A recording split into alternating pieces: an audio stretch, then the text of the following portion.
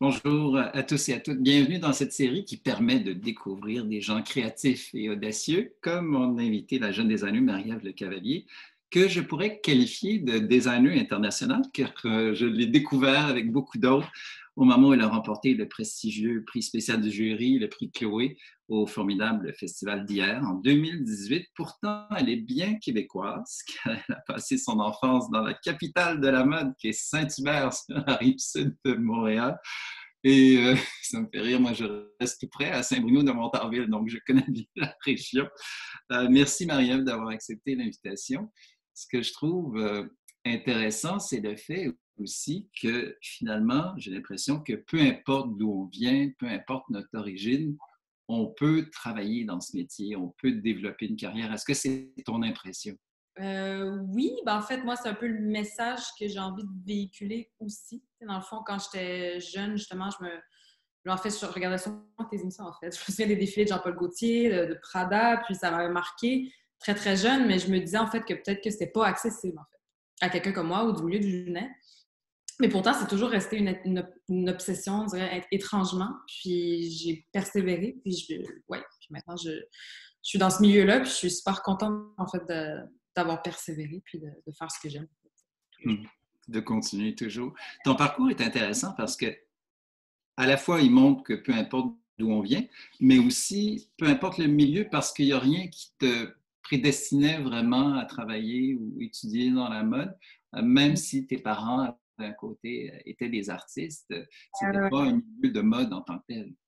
non, ben absolument pas. C'est sûr que côté de maternelle, en fait, ma grand-mère était couturière, mais on parle d'une grand-mère qui était couturière, on parle pas de quelqu'un qui était dans le milieu vraiment de la mode. C'est autre chose. C'est sûr que dès un très jeune âge, elle m'a transmis sa passion pour le textile, puis l'amour de faire des choses soi-même.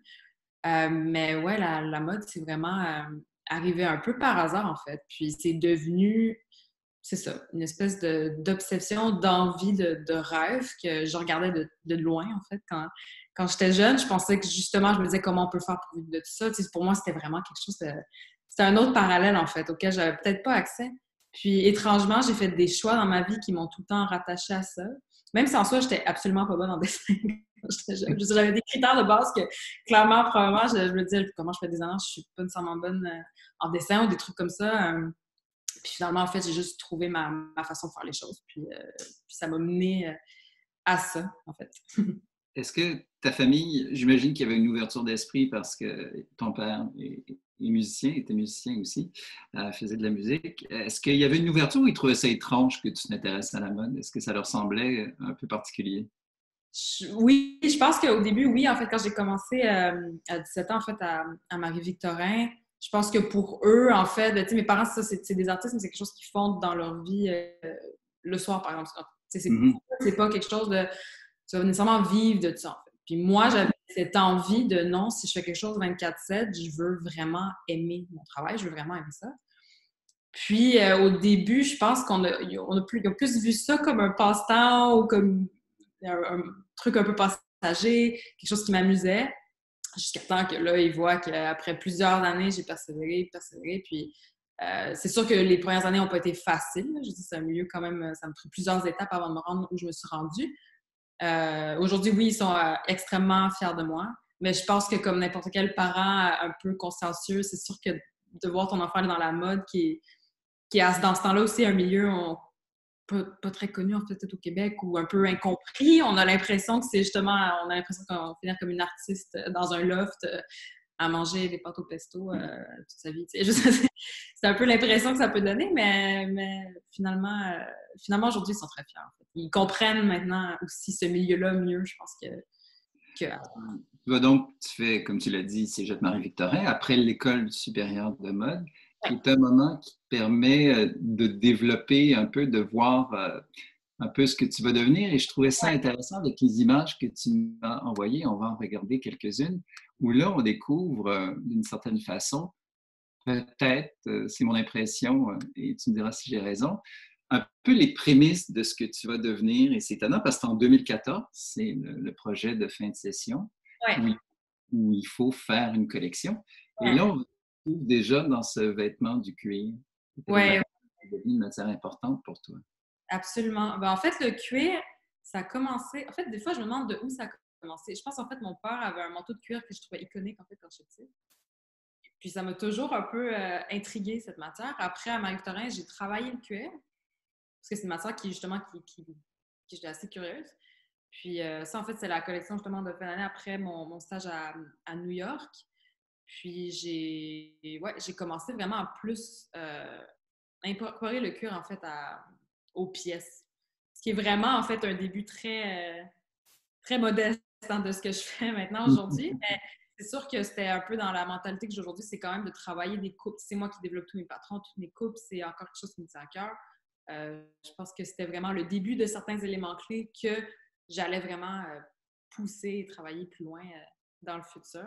Mais c'est une collection qui me fait encore assez plaisir de revoir aujourd'hui avec les photos de Étienne Saint-Denis, qui est un photographe incroyable, en fait, de Il y Montréal. avait une grande, c'est à la fois très moderne, une grande sobriété aussi dans ton travail. On voit que la découpe est importante aussi.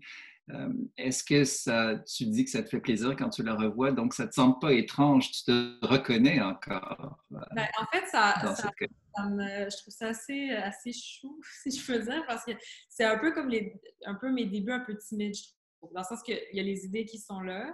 Clairement, j'avais envie de pousser plus loin. Puis après, je me suis donné les moyens pour les pousser plus loin, mais c'était le début quand même de principes qui me tiennent à cœur, justement, la pureté de la coupe. En fait, il y avait beaucoup de vestes, les manteaux, c'est probablement ce que j'aime le plus faire beaucoup de recherches au niveau de la finition, des textiles, des impressions. Là, ça, j'avais fait une impression à la main sur du cuir. Donc, c'est des mini-éléments, en fait. C'est un peu comment dire, les racines, si on veut, de ce que j'ai travaillé après. Donc, je trouve ça assez intéressant de voir ça. Tu as eu comme enseignante Ying Gao, designer que l'on connaît bien, designer reconnu pour sa recherche, son expérimentation. Et elle m'a écrit, je lui ai demandé d'écrire sur toi. Elle m'a envoyé un mot ce matin et je trouvais ça intéressant ce qu'elle raconte parce qu'elle décrit à la fois, on retrouve ton côté pragmatique et ton côté recherche. Elle dit son ouverture d'esprit et les stratégies qu'elle a su mettre en place pour travailler sa marque montrent une volonté d'aborder la création autrement. Les prix remportés au festival d'hier en étaient la preuve.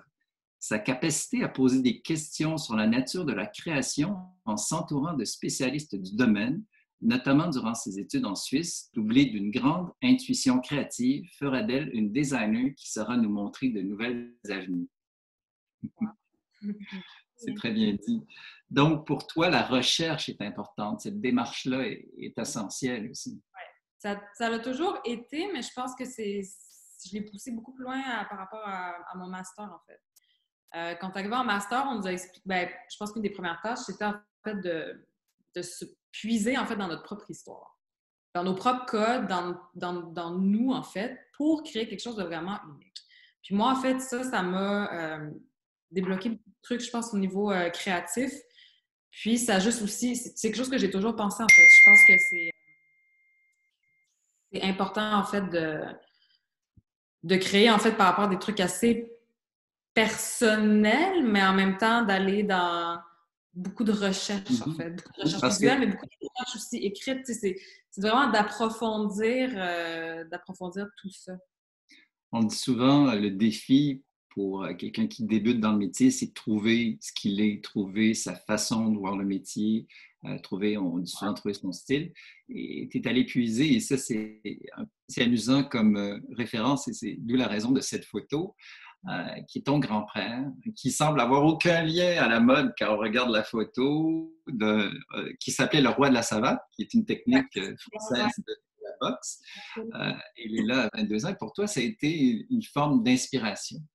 Absolument. Ben, en fait, je pense qu'en tant que créatif, on, dans les moments, pas dans les moments, en étant insécure un peu, je pense qu'on a tous des moments d'insécurité, mais dans ces moments-là, en fait, ce qui est rassurant, c'est justement d'aller puiser dans des trucs qui sont assez solides dans notre vie. Puis, moi, mon grand-père, c'est pour moi, humainement, en fait, pour moi, le meilleur être humain que j'ai pu connaître, qui m'a appris beaucoup de valeurs, mais de son personnage, en fait, de catcheur, de son personnage en tant que tel aussi, il y avait quelque chose d'assez grandiose dans l'histoire du catch, de la lutte, puis dans ces éléments-là. Puis à un certain point, je me suis dit, mais en fait, il n'y a jamais personne qui a parlé de ça jusqu'à là vraiment en mode, ou du moins peut-être pas aussi de façon personnelle. Puis moi, avec mon grand-père, j'ai tellement une vision de lui assez ouais, romancé, si on veut.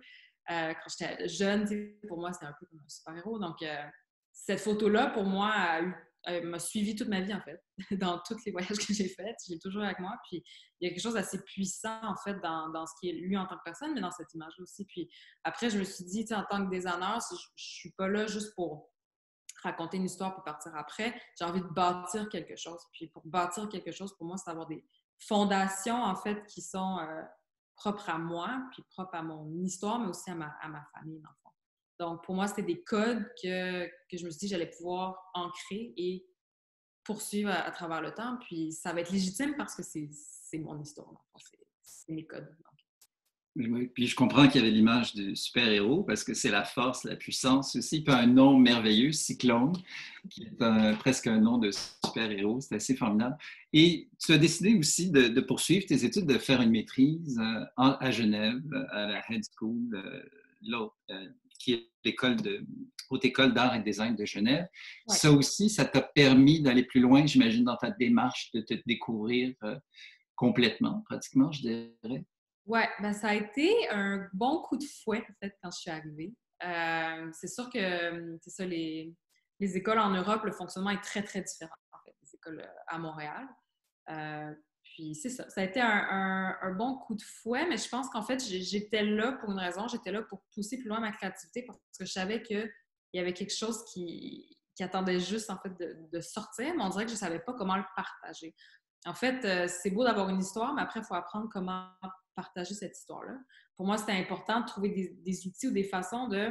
Je vais te présenter ma collection et techniquement, je ne devrais pas, en fait, t'expliquer l'histoire. Techniquement, en fait, juste en montrant les vêtements sur un corps, ça devrait être suffisant pour embarquer les gens dans mon univers. Puis la aide m'a vraiment apporté ça, en fait. Ça m'a poussé beaucoup plus loin toutes les recherches ou les détails que j'ai jamais fait avant. J'ai travaillé vraiment, on travaillait jour et nuit.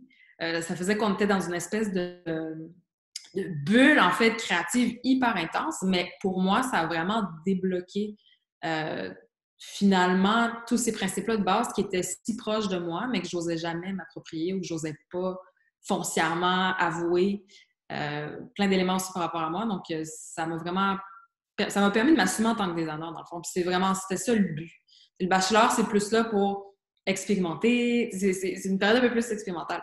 Le master, on est là pour... Moi, j'étais là pour justement fonder les bases de quelque chose pour éventuellement aller là-dessus. Donc, ouais. Donc, ça a été génial, franchement. J'ai adoré les années. Et tu fais un projet de maîtrise qui te permet d'aller loin avec ça. Et la collection s'appelle Let's Get Trippy With Us. Déjà Ouais. un nom très original et on imagine plein de choses parce que cette collection va te permettre d'aller loin. Peut-être avant de parler du fait qu'elle t'a amené ailleurs, on va regarder quelques pièces aussi qui sont vraiment intéressantes. Et là aussi, c'est une inspiration qui est à la fois, il y a plusieurs choses. Il y a un univers musical, c'est aussi, je trouve, intéressant quand tu parles de Racine, de ton grand-père. Il y a l'éducation musicale qui fait partie d'enfants, musique qu'on connaît et qui ne sont pas du tout de notre génération. Et dans ce cas-ci, c'est la musique de Frank Zappa, entre autres. Oui, absolument. Ben, en fait, mon père, mes parents, c'est des musiciens. Puis mon père avait un amour pour le psychédélique. Puis ben, il mettait ça dans la maison quand j'étais jeune, puis ça m'a toujours... je sais pas pourquoi c'est un moment musical qui m'a vraiment intriguée. Peut-être parce que j'ai l'impression que la musique psychédélique, c'est un peu ce qui se passe dans mon cerveau. Il y a beaucoup de choses qui se passent. Ça a l'air chaotique, mais en fait, c'est très organisé. C'est très intelligent. Puis c'est ce côté-là, en fait, du psychédélique que j'aimais beaucoup, surtout Frank Zappa, parce que pour moi, c'est un génie aussi à tellement de niveaux. Puis dans le fond, ça a été un peu le début de cette histoire-là, en fait, de cette collection-là. C'était mon envie, en fait, de traiter le psychédélisme, autant par rapport à la musique que l'idée qu'on se fait de ce qui est psychédélique, mais dans un cadre assez clair, dans le fond. De ne pas tomber justement dans les clichés de l'idée qu'on a du psychédélique, parce que c'est pas nécessairement ça. En fait, c'est vraiment par rapport à la vision, comment prendre des codes, comme là, c'est une chemise, en fait, on sait tous à quoi une chemise ressemble. C'est des codes très, très simples, très reconnaissables. Une chemise lignée, mais comment transformer cette ligne-là, comment la diluer, et comment cette ligne graphique-là, après, va se retrouver dans d'autres pièces. Donc, c'est vraiment partie de toutes ces zones-là qu'on trouve autant dans la musique que dans l'idée visuelle du psychédélique. traité de plein de façons différentes, dans le fond. C'est aussi dans cette école que tu débutes cette idée d'utiliser des matériaux recyclés, le cuir recyclé, le tricot. Cette idée est venue dans ta démarche à l'école? Oui, ben en fait, comme les autres designers de ma génération qui font du upcycling, ben de un, il y a tout le temps des raisons financières. En fait, à l'école, on essaie de trouver des solutions, dans le fond, pour... moi, en fait, mon but, c'est d'avoir un produit très haut de gamme, mais de trouver plein de trucs pour pas nécessairement, comment dire, débourser des frais astronomiques. Ça a commencé avec le jeans, en fait, parce que quand j'étais jeune, je réutilisais les jeans à mon frère, qui était plus grand que moi, pour faire des jeux, faire des trucs comme ça. Donc, ça a commencé avec le jeans. Puis après, c'est en faisant des recherches en Europe que je suis tombée sur... En fait, il y a énormément de dépôts en Europe, surtout en cuir, de cuir de fin de stock qui sont franchement magnifiques. Puis moi, en fait, mon but, c'est que je fouillais dans ces trucs-là. Je ramenais ça à l'école. Puis, avec ça, je commençais à construire, en fait, mes pièces. Donc, il y avait aussi cette idée-là que j'aimais beaucoup de partir de quelque chose qui est complètement rejeté, qui est dans un coin de dépôt poussiéreux, et de faire, en fait, finalement, des pièces vraiment haut de gamme, en fait, et désirables. Une collection superbe et qui t'a permis d'aller dans ce fameux festival d'hier. Pour les gens qui ne connaissent pas, on peut l'expliquer un peu. Le festival d'hier qui célèbre cette année ses 35 ans. C'est un festival international. Il y a des gens vraiment qui participent du monde entier. Il y a une sélection, il y a beaucoup d'inscriptions. J'ai même lu à certains niveaux qu'il y en avait 200 qui s'inscrivaient. Après, on en choisit un certain nombre. Je pense que ça tombe à 50. Et après, il y en a 10 qui sont choisis, qui vont se rendre dans cette petite ville du sud de la France. Tu as fait partie des 10. J'essaie d'imaginer comment tu te sentais. Déjà, cette étape-là, quand tu sais, je ne sais pas s'il t'appelle ou si c'est un courriel, quelle a été ta réaction? Ben, en fait, moi, ça a été assez drôle parce que j'étais... En fait, moi, j'étais de retour à Montréal à ce moment-là. Je savais que j'étais dans les 40 semi-finalistes. Il nous avait dit, en fait, je pense qu'il nous donnait une heure, en fait, particulière dans lequel, en fait, si on vous appelle, vous êtes sélectionné. Si on ne vous appelle pas, vous n'êtes pas sélectionné. Moi, du coup, avec le décalage horaire, je faisais ma journée de travail, j'essayais de voir, à certains stades, je vois qu'on ne m'appelle pas. Je pense que c'était peut-être une heure après le délai qu'ils nous avaient donné ou 2 heures, quelque chose comme ça. Donc là, en fait, je regarde mon collègue de travail, je suis hyper émotive. Je me dis, bon, ça y est, je ne l'ai pas eu, j'étais sûre que j'allais l'avoir, je croyais tellement en ce concours-là. Je me mets à pleurer, je suis très émotive. Et là, il me dit, non, mais moi, je suis sûre que tu l'as. T'es sûre, t'es à 100% sûre que je vais voir le site web, je vais voir partout. Je suis comme, non, mais je vois rien. Il m'aurait déjà appelé, c'est pas possible. Puis après, il y a une journaliste suisse qui me suit depuis mes débuts, dans le fond, qui écrit un email, félicitations, je savais que vous allez être sélectionné. Je suis comme, pardon? Ben oui. Je suis comme, non, non, vous pouvez pas me faire ça. Là, vous m'envoyez la revue de presse officielle, parce que là, je peux pas vivre autant d'émotions dans la même heure. Là, j'ai une amie qui était au lancement à Paris et qui m'envoie des photos de mon look qui me dit félicitations. Et là, je me remets à pleurer, mais de joie.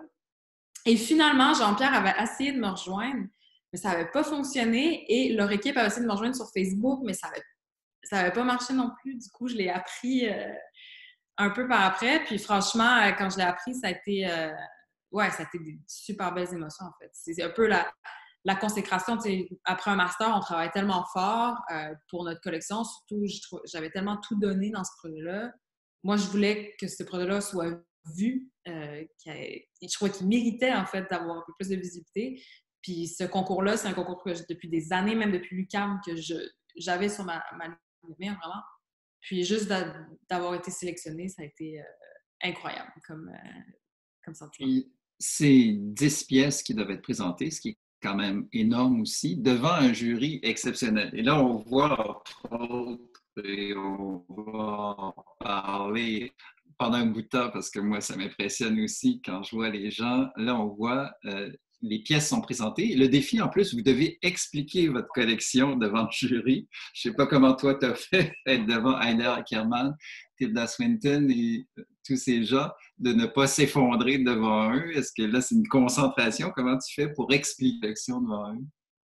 En fait, le Festival Air, c'est tellement bien géré, je dois dire. On arrive 2 semaines avant le défilé, dans le fond.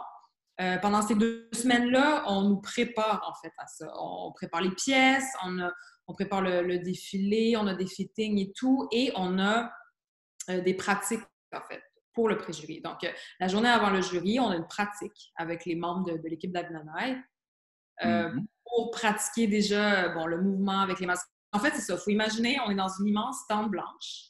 Là, c'est Tilda, Haïdar devant toi dans une immense table. Tu peux pas les approcher, tu peux pas... C'est ça, c'est un contact assez distant. Tu arrives avec tes mannequins qui sont à 6 mètres derrière toi. Tu es tout seul, tu as ton assistant à l'autre bout qui tient ton livre. Et tu y vas, quoi. Puis moi, je pense que à la minute que ça a commencé, je sais pas qu'est-ce qui est arrivé. En fait, Tilda me regardait avec des énormes sourires. Comme... On dirait que ça m'a tellement rassurée. J'ai juste continué parce que je trouvais qu'il avait l'air hyper intéressé. Puis on dirait juste ça. Ça m'a vraiment poussée à vraiment bien faire ça. Puis, c'est ça, on s'était énormément pratiqué avant. Là. J'avais un texte, je me suis énormément pratiquée. Je suis assez bonne, en fait, pour parler devant un public. C'est sûr que là, le niveau de stress était assez élevé, parce que c'est très impressionnant d'arriver dans cet environnement-là avec ces gens-là que j'admire. C'est tous des gens que j'admire, en fait, devant moi. C'est hyper impressionnant. Mais je dois dire que le jury, sincèrement, cette année-là, était tellement chaleureux. Il y avait quelque chose de tellement intéressé et accueillant dans la façon dont ils ont tous regardé ou écouté nos présentations que, franchement, ça a vraiment une belle expérience, en fait, finalement. C'était pas terrifiant. Non. Ça semblait... On voit d'ailleurs Tilda Swinton qui touche le cuir tressé que tu as fait, une très belle pièce d'ailleurs, qui représente sûrement beaucoup d'heures de travail. Je sais que cette photo est un peu symbolique pour toi aussi parce que tu dis j'ai l'approbation de Tilda Swinton. Absolument, oui. Non, ben, en fait, moi, je suis extrêmement... je ne sais pas qui n'est pas fan de Tilda Swinton, mais en fait, je suis extrêmement fan de cette actrice-là. Puis, franchement, en tant que personne, la relation que j'ai avec elle pendant le festival, c'était juste incroyable, en fait. Puis, elle aimait énormément ce que je faisais. Juste ça m'a touchée, en fait. Ça m'a tellement touchée de voir à quel point elle soit intriguée par ce que je faisais, que vraiment, il y avait un côté qui était assez honnête, en fait, dans sa réaction. Puis encore aujourd'hui, ça me touche énormément. C'est une personne incroyable. Oui, puis en plus d'être une formidable actrice, elle a une notion du vêtement, de la mode, des matières. On voit qu'elle comprend aussi la création du vêtement, parce que quand elle le porte et qu'on voit des photos d'elle, elle interprète pratiquement la volonté du créateur. Et ça, c'est assez rare aussi. Ouais, non, franchement, c'est toute une femme. De la voir en vrai, c'est encore plus impressionnant, je dois dire. Mais non, franchement, elle m'a fait tellement des beaux mots d'encouragement pendant tout le festival. Beaucoup de chance. Et là arrive la soirée de remise de prix. J'ose à peine imaginer l'émotion avec Haider Ackermann, qui est quand même un créateur formidable, qui était le président du jury cette année-là. Ouais. Et là, c'est pas seulement un prix, c'est 2 prix, mais il y a une histoire assez particulière aussi qui est intéressante parce que ce n'est pas le Grand Prix du jury, tu remportes une mention spéciale du jury, ce qui est assez rare aussi dans l'histoire du festival. Qui était arrivé, je pense, une fois, il y a 7 ans de ça, quelque chose comme ça. En fait, ce qui est arrivé, c'est que, bon, après, c'est tout à mon honneur, mais mon look Chloé était très fort. Et ça, c'était en fait le directeur général de la maison Chloé, en fait, qui décidait qui gagnait le prix. Et ma collection, Haïdar, était extrêmement... Bon, Haïdar adore le cul aussi. Donc, était extrêmement fan de ma collection. Ce qui se passe, en fait, c'est que j'aurais pu gagner les 2 prix. Mais pas trop. Donc, dans le fond, il y a le débat duré très, très, très longtemps. Finalement, ce qu'ils ont fait, c'est que j'ai eu le prix Chloé. Et Haïdar tenait absolument à souligner mon travail, ce que je trouve franchement incroyable. Parce qu'en fait, à la base, c'est même pas quelque chose qu'ils devaient faire. Il n'y avait même pas un trophée de plus. Ils ont vraiment géré ça à la dernière minute pour moi. Puis franchement, ça m'a tellement touchée. Bon, ben, en fait, c'est le mot aussi que lui a dit, c'est qu'il a dit oui, tu gagnes le prix Chloé, mais on veut que tu saches qu'on est derrière toi puis que ta collection, en fait, mérite vraiment d'avoir une mention. Puis juste ça, c'était assez incroyable. C'était surtout que j'ai reçu les 2 back-à-back. J'étais super fatiguée. J'ai absolument rien compris de ce qui se passait. Tu arrives devant 100 photographes. Ouais, puis ça, ce moment-là... En fait, ce qui se passe, c'est que quand j'ai gagné les prix, j'étais tellement gênée que j'ai été pris comme une espèce de petit cerf devant tous les éclairages. J'ai pas été capable de parler. J'ai juste sourire avec mon bouquet. Puis c'est à l'arrière-scène, en fait, en sortant, que j'ai réalisé, en fait, ce qui se passait. Puis pour moi, gagner un prix à ce concours-là, ça changeait absolument tout, en fait. C'est être dans la famille du festival d'hier, en fait, c'est vraiment une porte d'entrée dans l'industrie. Puis ça vaut tellement. Puis juste la reconnaissance aussi de l'industrie, quand tu es étudiant, tu viens juste de finir.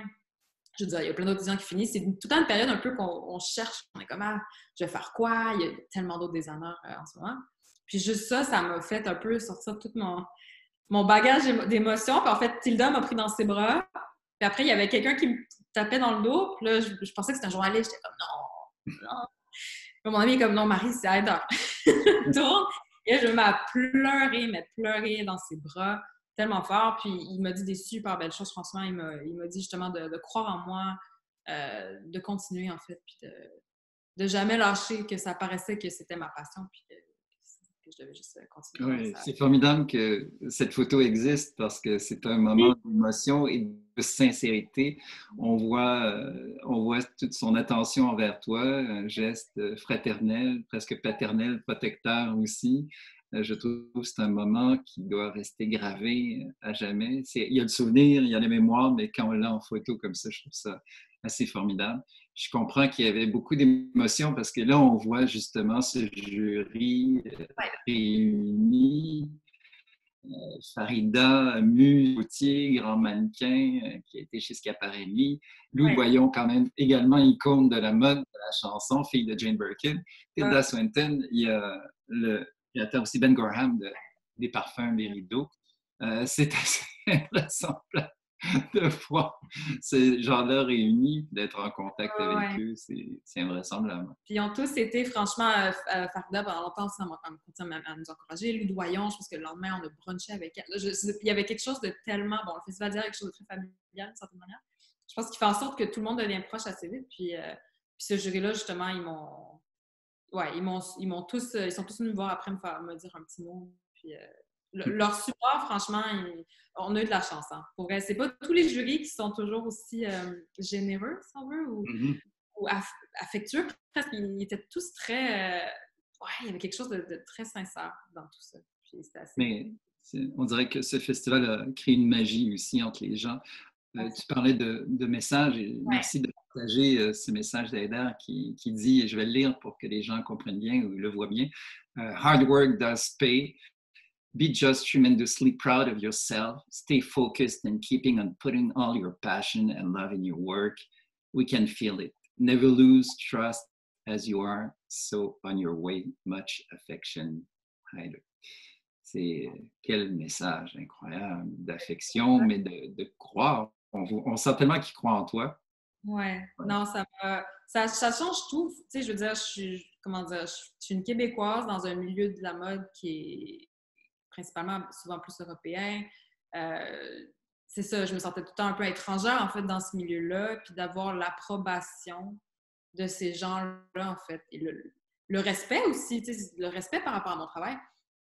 Pour moi, en fait, ça validait toutes les années à faire des nuits blanches, à voyager, à changer de pays, à recommencer à zéro, à beaucoup de stress, beaucoup d'incertitudes, en fait, dans le travail que j'ai fait. Je savais jamais, on n'est jamais sûr, dans le fond, ça va être quoi le résultat, mais je me disais, il va y avoir un résultat. Un jour, quelque chose va arriver qui va me prouver que tout ce que j'ai fait, ça valait la peine. Puis en fait, ça m'a prouvé que, en fait, oui, toutes ces années-là de travail, ça valait à 100% cet événement-là. Puis il ne faut pas l'oublier, c'est un jury extrêmement exigeant, dans le sens que, premièrement, c'est des gens qui ont un métier incroyable, mais la compétition est d'un niveau extrêmement haut et c'est ça qu'il faut réaliser. Donc, ça donne toute la valeur de ce prix aussi. Ouais. Je voulais qu'on parle de la création qui a été retenue pour le prix Chloé, parce que ça fait partie de ce festival de remettre... c'est un vêtement qui doit être fait dans l'esprit, qui n'est pas nécessairement le tien, mais finalement qui te ressemble beaucoup, je trouve, mais qui correspond à l'esprit de la maison Chloé. Qu'est-ce que tu avais décidé d'imaginer de cette maison que peut-être ici, on connaît parfois un peu moins? Ben, en fait, dans le cadre du festival, en fait, on avait une visite à la maison Chloé et dans leurs archives. La maison Chloé ont maintenant une salle d'archives qui est incroyable. Puis, en fait, on a eu accès à toutes les archives pour comprendre l'histoire de la maison, dans le fond. Puis moi, dans le fond, j'avais pris plusieurs photos. Il y avait des éléments chez Chloé que je trouvais assez marquant. Bon, le feston, qui est là, qui est tout le temps un peu là. Mais après, c'est que je pense dans les années 60, il y avait une passe qui faisait des robes un peu en macramé, un peu doré. Et Chloé, dans le temps, c'était un peu à la limite un peu kitsch, drôle. Il y avait une touche d'humour, mais en même temps très féminin. Puis en fait, c'est en voyant ce macramé-là, je me suis dit, mais peut-être que je peux le réinterpréter en faisant un look tout cuir. Puis après, le haut avec les Swarovski, c'était aussi inspiré de la période de Phoebe Philo chez Chloé, qui avait fait un top un peu comme ça, un peu d'effet. Donc, j'avais envie d'avoir ce côté-là féminin, mais en même temps, pas exactement parfait, avoir des éléments un peu qui tombent. Dans le fond, cette pièce-là, je l'ai faite pendant mon stage chez Rhapsody, en fait. Le soir, genre, avec mes collègues de travail qui venaient m'aider à coller tout ça, puis à coudre ça à la main. Ça a été... En fait, quand je faisais cette pièce-là, j'étais convaincue que ça faisait pas Chloé. Je me disais, non, ils vont jamais aimer ça, c'est tout en cuir. En plus, avant le shoot, j'avais vu sur un corps, j'ai fait ça comme ça, là, je l'avais même pas testé sur un corps. C'était vraiment un guess, je me suis lancée. Puis finalement, quand je suis arrivée au concours, ben, en fait, eux, ce qu'ils ont aimé, c'est mon travail de la matière, dans le fond. C'est l'attention au détail et le travail de la matière, qui est aussi, chez Chloé, qui travaille aussi la matière, eux, ça leur tient à cœur le savoir-faire. C'est ça qui les a vraiment marqués. Donc, c'est ça. Finalement, mon look que je pensais pas qu'il faisait Chloé du tout était finalement une bonne interprétation, en fait, de la maison. Puis, ouais, non, je suis encore très fière de ce look-là. Ça a été beaucoup de... Comme quoi qu'il y a beaucoup d'heures de travail et très peu de nuits de sommeil peuvent apporter. Oui, parce que j'imagine qu'il y a beaucoup de soirées. Ton passe-temps était de créer cette robe pendant ton stage. J'imagine le nombre d'heures doit être assez impressionnant, les centaines d'heures. Et la photo ici est avec justement le chef de la direction, Geoffroy de la Bourdonnais, qui t'a remis ce prix Chloé, qui est mérité selon moi. Et c'est amusant, je voulais montrer les trophées, tes 2 trophées, qui sont très jolis parce qu'avant, ils remettaient seulement dans un pot, parce que hier, c'est sur la Méditerranée, donc ils remettaient seulement un pot avec un palmier. Et la maison Chanel a décidé avec la maison Gossens de faire ces très beaux palmiers qui sont des très beaux souvenirs, j'imagine, que tu gardes précieusement. Ouais, je les ai gardés précieusement, encore et toujours. C'est très beau. Et là, tu décides, parce qu'il y a un prix en argent qui est remis, toi, tu décides d'investir dans ton entreprise pour poursuivre cette aventure. Tu ne t'arrêtes pas là, au contraire, c'est temps pour toi, après ces heures. J'imagine qu'on récupère quelques temps après ce festival qui est quand même intense. Mais donc, pour toi, cet argent-là, tu as décidé tout de suite, je vais démarrer mon entreprise. Ouais, ben en fait, à la base, j'ai toujours voulu lancer un projet. Je ne savais pas exactement quand, mais je dois dire en fait que c'est vraiment suite au festival d'hier. Je me suis fait approcher par beaucoup d'acheteurs, surtout des gros acheteurs, pensant que j'étais déjà une marque, ce que je n'étais pas. Donc au début, j'étais très honnête, j'ai dit non, je suis encore en stage chez Simmons, je vais finir mon stage, puis après, on reste en contact. Et finalement, c'est Essence, en fait, à Montréal, que j'ai rencontré à 2 reprises, qui m'ont convaincue de commercialiser, en fait, la collection que j'avais présentée au festival d'hier. Puis, dans le fond, j'ai un peu commencé aussi parce que je me disais, bon, j'ai cette opportunité-là, j'ai eu énormément de presse, en fait, grâce au festival d'hier. Donc, je vais en profiter puis je vais me lancer dans cette aventure-là, en fait, carrément. Donc, c'est un signe de confiance aussi de Essence d'acheter ou de t'aider à vendre cette collection. Il devait y avoir un peu à la fois une surprise, mais c'est quand même très encourageant parce qu'on connaît le succès d'Essence et sa diffusion internationale. Ouais. Ben, en fait, moi, j'étais très, très contente parce que j'ai toujours voulu vendre là. J'avais une marque, j'aimais beaucoup être capable de vendre là-bas. Puis ouais, en fait, ça m'a énormément touchée. Puis j'étais très contente de pouvoir lancer finalement la première collection avec eux exclusivement. Et là, tu poursuis, après cette première collection, tu poursuis et on voit que ton amour du cuir ne cesse pas, bien au contraire, avec une autre collection qui s'appelle Let's Get Downtown. Et ça, c'est des photos faites en Italie parce qu'il y a une période où tu décides de rester en Europe, d'aller vers l'Italie. Oui, exact. Dans le fond, pour la production de cette collection-là, c'est ça, on est allé en Europe, on a trouvé des contracteur là-bas. Puis on est resté là pendant un moment pour pousser la marque, surtout au niveau du travail du cuir, dans le fond. Être capable de trouver des gens, parce que c'est ça, moi, je faisais moi-même encore beaucoup de pièces, mais ça, à un certain stade, c'était de trouver, dans le fond, des bons alliés, en fait, dans la production. Dans le sens, pour moi, c'est important d'avoir un produit vraiment de qualité. C'était de vraiment pousser par rapport à ça.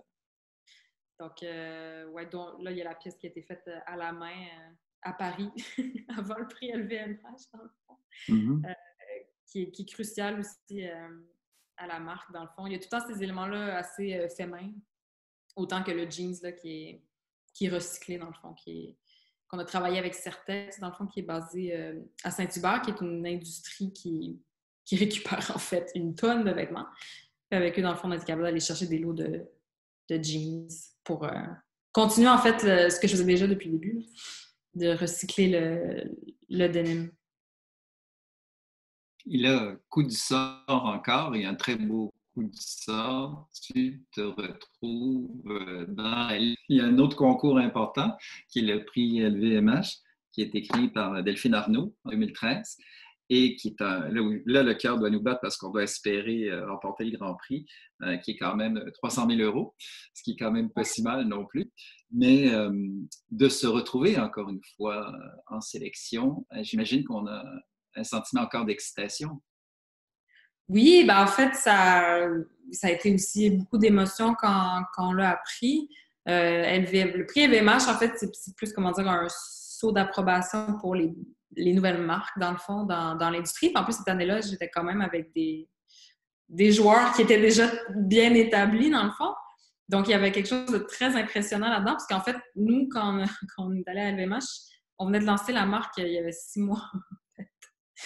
Donc, on était un peu les bébés de la sélection. Puis ça a été vraiment toute une aventure. Mais franchement, c'est super aussi parce que là, j'ai rencontré aussi des collègues designers de ma génération, en fait, qui sont incroyables. Puis, Et là, le but est de présenter, vous rencontrez le jury, vous avez comme des kiosques, on imagine que c'est une grande pièce dans laquelle vous vous retrouvez, chaque créateur a son espace. Et là, il faut la faire connaître, encore une fois. Et encore une fois, un jury assez exceptionnel. Quand je vois les photos, je me dis je me dis toujours comment elle fait pour ne pas s'effondrer. Naomi Campbell, Karine Rothfeld, qui est une figure iconique, autant parce qu'on la connaît à cause du Vogue français, mais aussi avec C.R. Book, qui est et tout son travail avec les grands créateurs. Quel est l'échange avec ces gens-là? mais franchement, nous, au début, quand la première journée, on n'avait pas de terrifié, mais on voit tous ces beaux noms-là. Puis surtout Naomi, je pense qu'on entend des choses sur ces gens-là, puis on a l'impression que l'échange va peut-être être extrêmement bref ou Oui, oui. peut-être pas nécessairement intéressé parce que peut-être la plupart, puis souvent aussi, ils sont un peu payés pour être là, ou bref, je me dis peut-être qu'ils veulent pas nécessairement être là. Mais en fait, Naomi a été d'un intérêt incroyable. Mais quelle femme! Genre, quelle classe géniale! Elle prenait des notes, elle était hyper intéressée, elle touchait tout, elle a beaucoup aimé mon travail. Franchement, incroyable. Ça, c'était un peu notre highlight. Karine a fait aussi tellement gentille. Elle adore l'accent québécois. Elle adore l'accent québécois. Donc, on a parlé de Céline Dion, entre autres. Je ne vais pas mentionner le fait qu'on s'en parlait de ça. Puis, super bel échange aussi, hyper intéressé. Non, franchement, en fait, tout semble un peu plus terrifiant que ce l'était. Finalement, les gens les plus connus étaient les plus gentils, en fait, vraiment. Oui, mais on a la preuve. En tout cas, Naomi est très concentrée. On voit définitivement qu'elle prend des notes parce qu'il y a le stylo et le papier pour nous prouver que c'est vrai ce que tu nous racontes. Et aussi, Gigi Hadid, est-ce qu'elle est avec sa sœur, justement? C'est Bella et Gigi en plein cocktail. Donc, il faut expliquer, en fait, le cocktail de LVMH, c'est en fin de journée. Donc, nous, en fait, la plupart des honneurs, on venait tous de l'extérieur. Donc, il faut penser que la veille, on n'a presque pas dormi. La plupart est jet lag. Et là, cette journée-là, la journée de présentation, on commence à 8 h le matin et après, il y a un cocktail avec du champagne. Donc là, c'est le soir. Donc, on est tous un peu, on était toute la journée et tout. Puis là, je vois Gigi et Bella qui arrivent et je leur ai parlé comme si c'était c'était mes amis. Là, on a parlé comme ça, il adorait ce que je faisais, j'aurais donné ma carte, j'étais comme, ouais, des pièces. Non, mais il est hyper gentil aussi, hyper chou. Il y avait tellement de monde que ça a été relativement bref, là. Mais Mhm. ouais, c'est assez drôle, en fait. Pour moi, comment dire, c'est pas que je suis pas impressionnée, mais je me dis, bon, c'est des humains, hein, comme les autres, puis ça donne rien de commencer à voler. Donc, on a eu une conversation assez casual. Il faut garder un rapport normal avec les gens aussi. Est-ce que tu sens, même si tu n'as pas remporté le Grand Prix, que ça a eu quand même une influence sur la notoriété, sur la reconnaissance? Ben oui, c'est sûr que ça a apporté ça de la presse. Puis comme je dis aussi, j'ai rencontré un réseau de designers de ma génération qui sont devenus des amis. En fait. Donc, ce que je trouve important, parce que je pense dans notre milieu, surtout ma génération, on l'a un peu... En tout cas, on a encore du travail à faire sur un certain niveau. Donc, c'est bien qu'on se tienne ensemble aussi, qu'on s'aide, qu'on se supporte aussi les uns les autres parce que les débuts aussi sont la mode, ça a toujours bien glamour. Tous les revers de tout ça, c'est quand même une réalité qui est assez difficile. Donc, moi, franchement, c'est pour ça que je retiens plus, c'est tous les gens, en fait, que j'ai rencontrés là-bas, puis qui ont créé une espèce de réseau de support. Puis je suis assez contente à l'idée qu'on va vieillir ensemble dans ce milieu-là. Est-ce que tu sens que tu appartiens peut-être à une génération avec laquelle il y a le plus d'entraide, plus de collaboration qu'avant? Oui, franchement, je pense que, surtout même nous, déjà à l'école, en fait, l'idée de la fashion des années 90, 2000, très compétitive, très beachy, hardcore, en tout cas, je pense que c'est quelque chose qui nous intéresse absolument plus, notre génération. On a envie de se respecter les uns les autres, on a envie d'aimer ce qu'on fait dans un milieu qui est agréable. Puis je pense que ça fait en sorte que notre génération, bon, non seulement par rapport à tout ce qui est upcycling ou par rapport à de la conscience à la production, en tant qu'humain aussi, c'est important pour nous d'être humain. Puis de se parler, puis de se supporter, en fait, parce que c'est un petit milieu quand même au final. Puis je pense que c'est important, en fait, d'avoir des alliés dans ce milieu-là pour être capable de persévérer ensemble, en fait, avec le temps. Et ta robe s'est retrouvée aussi au Musée des Beaux-Arts de Montréal, pour Montréal Couture. C'est une belle initiative. Ça aussi, j'ai l'impression qu'il y a bien des gens qui t'ont découvert. Oui, absolument. Ben, ça m'a fait énormément chaud au cœur parce que dans le fond, après le festival d'hier, j'ai eu énormément de presse partout dans le monde, mais pas tant d'où je venais, en fait. Puis, pour moi, c'était aussi important d'avoir une reconnaissance d'où je viens, parce que j'ai jamais caché que je viens de Montréal et que je suis québécoise. Puis, le fait que Thierry, en fait, m'ait approché pour faire partie de cette exposition-là au Musée des Beaux-Arts, qui est une institution, on ne se le cachera pas, ça m'a énormément touchée, en fait. Puis, j'étais tellement, tellement contente et honorée de faire partie de cette édition-là. Je pense que les personnes les plus fières, c'était certainement mes parents, en fait, de se dire qu'ils pouvaient aller au musée puis voir le travail de leur fille, mes amis aussi. Donc, non, c'était une super belle initiative, franchement, puis je trouve ça génial qu'il a fait ça. Je pense que ça démontre aussi un intérêt, en fait, à la mode ici, comme quoi que c'est pas juste un t-shirt, c'est pas juste un vêtement. Il y a aussi beaucoup d'heures de travail derrière ça, puis ça mérite, en fait, d'être vu et exposé. Ouais, très belle idée du Musée des Beaux-Arts de Montréal et de Thierry-Maxime Loriot, qui, je rappelle, est commissaire de l'exposition de Thierry Mugler, qui poursuit une belle vie d'ailleurs, dont c'était l'inauguration cette semaine au Kunst à Rotterdam, ouais, qui est l'exposition a débuté à nouveau. Et l'histoire canadienne se poursuit. Je trouvais ça formidable. J'étais à Toronto quand tu as remporté pour les CAFA Awards, Canadian Arts and Fashion Awards, qui sont des prix important au Canada qui permet de reconnaître, et c'est le prix émergence, c'est-à-dire le prix des nouveaux talents. Ça aussi, et arrive une drôle d'aventure parce que semble-t-il que tu es un petit peu gauche et que parfois il t'arrive des drôles d'histoires quand tu reçois le prix et tu vas sur la scène. Je l'ai reçu sur le pied, en fait. Ce qui se passe, c'est que le prix c'est en verre, extrêmement massif. Puis, bon, c'est ça, je suis un peu nerveuse. Il y a plein de gens. Je suis tout un peu nerveuse, ce genre de truc-là. Puis, en fait, je dépose le prix sur ce que je pensais était une table droite. Finalement, ce n'était pas une table droite, c'était une table qui était un peu inclinée. Et le prix a juste carrément tombé sur mon orteil, il a cassé devant tout le monde. Comme, OK, je l'ai ramassé. Assez. Puis, ben, en fait, c'est assez drôle, ça crée une bonne anecdote, puis tout le monde rit. Puis, je me suis dit qu'on allait encore plus s'en rappeler.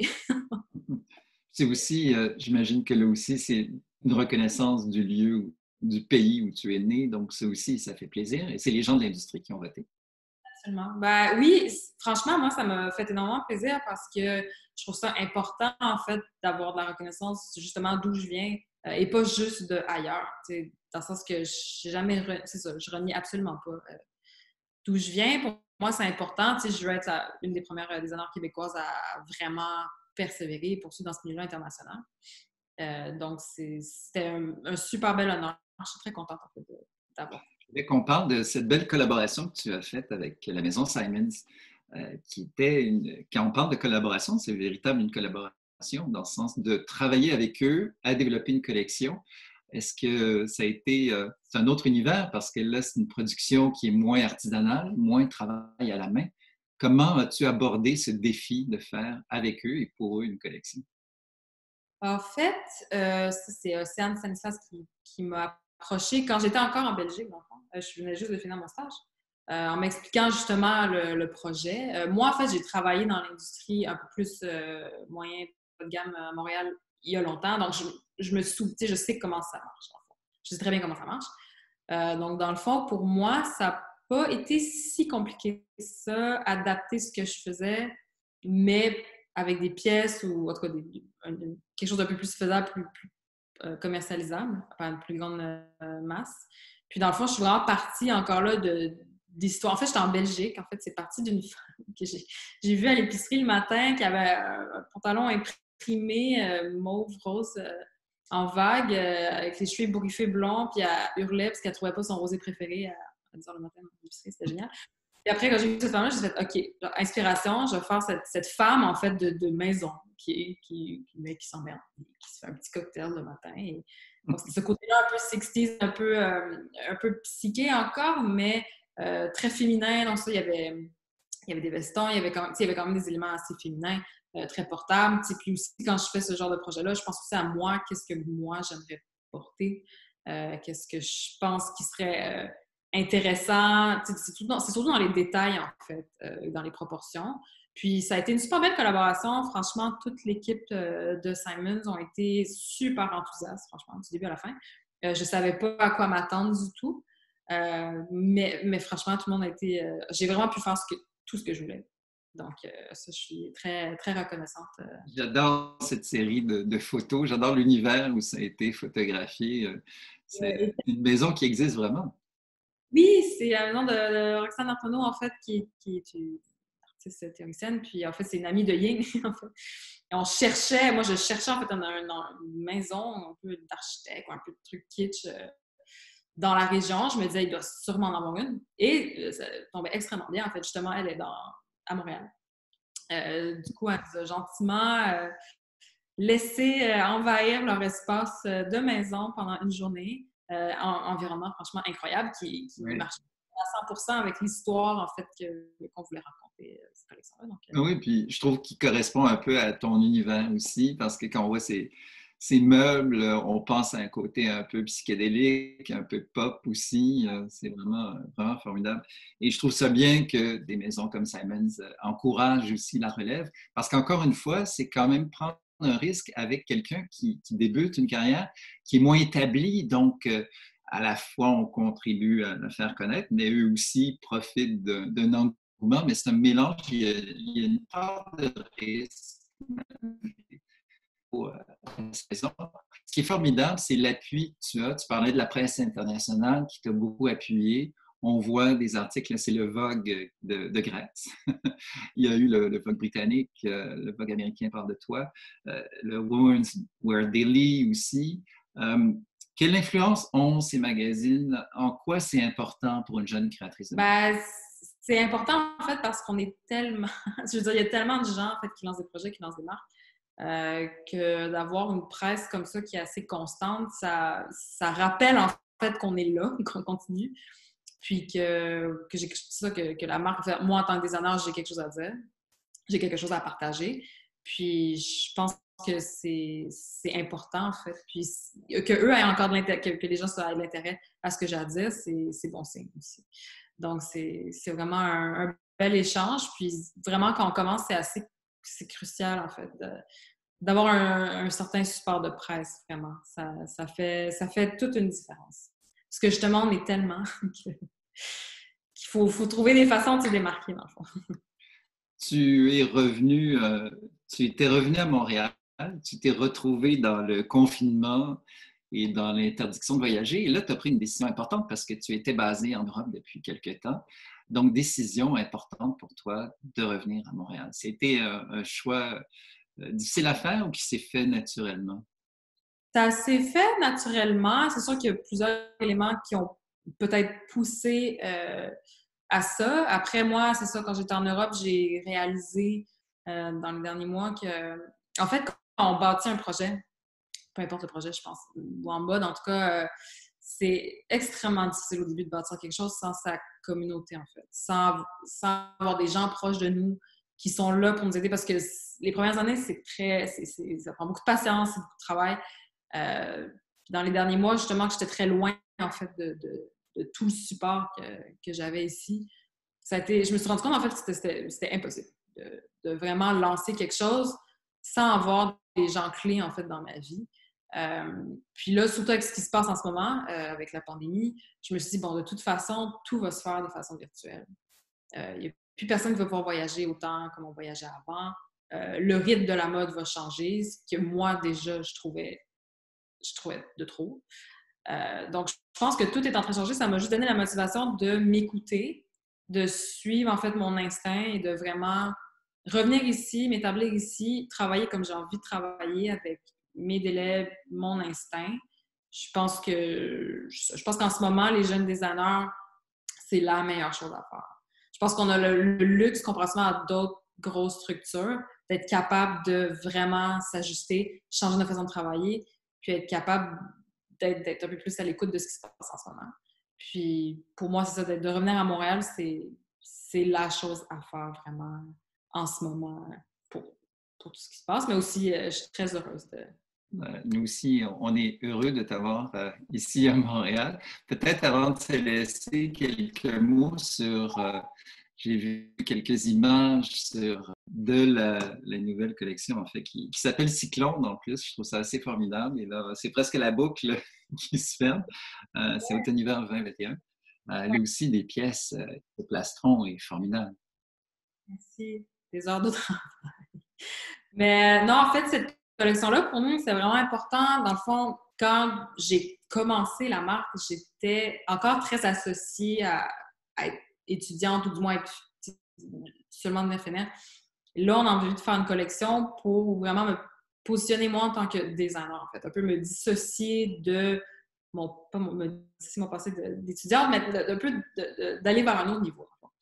Puis, c'était vraiment important pour nous de prendre les éléments clés, en fait, de la marque qui part justement de mon grand-père, en fait, de la ceinture en cuir, en fait. Donc, c'est des découpes qui viennent à plein d'endroits et aussi de la technique de tricot de cuir que j'ai développée, qui est devenue aussi vraiment emblématique de la marque. Puis, dans le fond, l'histoire de cette collection-là, ça parle entre autres de mon grand-père, mais ça parle aussi entre autres de l'idée de Jeanne d'Arc, en fait, de cette femme qui se bat pour elle-même ou pour une idée. Étrangement, ça tombe très bien avec le contexte en ce moment. Je pense que moi, j'avais déjà cette envie-là, en fait, où j'ai une vision un peu que j'avais déjà. Et là, la collection tombe assez bien. Mais c'était l'idée vraiment de faire une armure pour une femme assez chic, assez moderne. J'ai travaillé avec Carlotta Balibar, qui est une amie artiste française. Pour moi aussi, c'est important de valoriser le travail de femme dans ce que je fais. Puis de valoriser la femme, en fait, en tant que telle. J'ai envie de proposer une nouvelle façon de s'habiller, si on veut, très féminin, mais en même temps très inspiré du garde-robe masculin à chaque fois. Donc, ouais, ça a été une collection qui était aussi, je me sentais vraiment comme Jeanne d'Arc, c'était une collection vraiment ardue, mais très heureuse du résultat, là.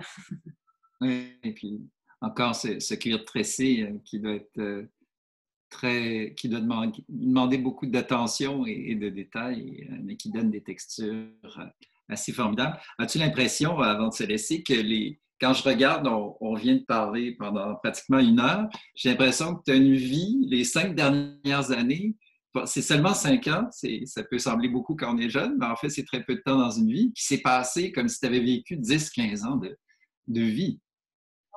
Je me sens comme ça aussi. Ça a été vraiment très intense. Je pense que c'est pour ça aussi en ce moment que le contexte avec ce qui se passe en ce moment, je pense que c'est une bonne chose de se recentrer, de prendre le temps, puis de mieux planifier pour la suite. J'ai enchaîné justement toutes les dernières années sans arrêt, tout le temps en poussant, en allant sur une ligne droite.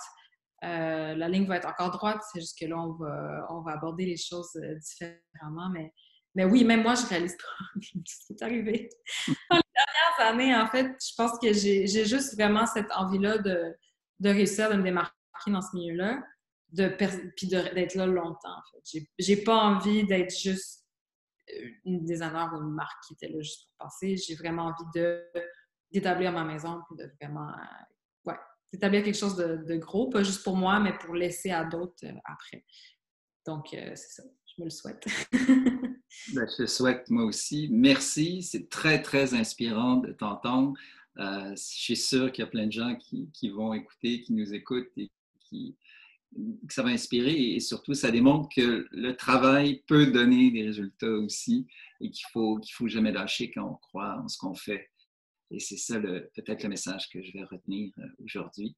Donc, merci mille fois et longue vie à ton travail, à tes collections et bonne chance pour la suite aussi. Merci beaucoup à toi. Franchement, c'était super.